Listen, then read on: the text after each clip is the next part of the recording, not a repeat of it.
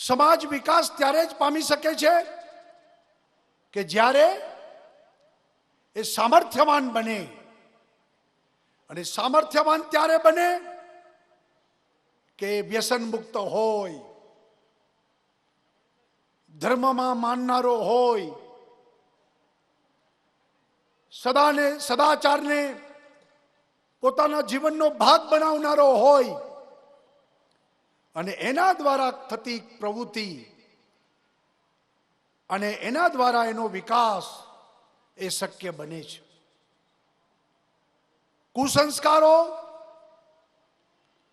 દારૂ, તમાકુ, એના વ્યસનો એ માણસને ખોખલો બનાવી દે છે. અને જ્યારે માણસ ખોખલો બને છે ત્યારે એ કશું કરવાને સામર્થ્યમાન નથી હોતો, અને એને કારણે એનું પતન થતું હોય છે. ભગવાન સ્વામિનારાયણ ત્યાર પછી અનેક સંતોએ આ ગુજરાતની ભૂમિમાં ઘર ઘર જઈને અનેક લોકોના જીવનમાં પરિવર્તન લાવીને સંસ્કારી બનાવ્યા છે.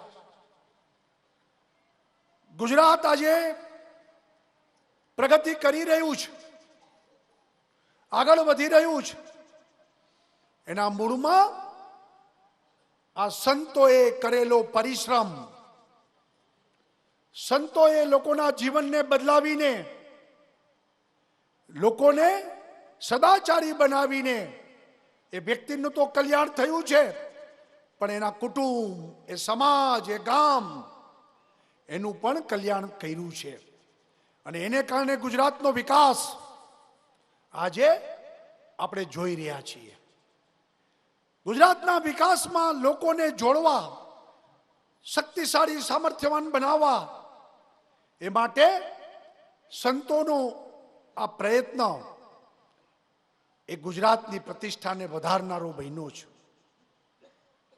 ભગવાન સ્વામિનારાયણની કૃપા આ ગુજરાત ઉપર હંમેશા રહી છે, અને એને કારણે ગુજરાતમાં ઠેર ઠેર મંદિરો, સત્સંગ સભાઓ, અને એમાંથી કંઠી બાંધીને લોકોને ઈશ્વરની નજીક લઈ જવા માટેનો પ્રયત્ન થયો છે.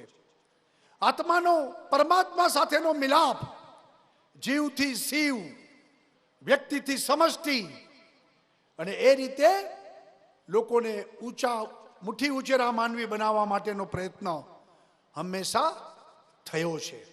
અને એટલે જ સ્વામિનારાયણ સંપ્રદાયના સંતો એ માત્ર પોતાના વ્યક્તિગત આત્માના કલ્યાણની ચિંતા નહીં, અને એના માટે તો પોતે પ્રયત્ન કરે છે, પરંતુ સાથે સાથે સમાજની ચિંતા કરીને લોકોના આત્માના કલ્યાણ થાય અને લોકો આગળ આવે, સમૃદ્ધ બને, શક્તિશાળી બને, એ એમનો ભાવ હોય છે.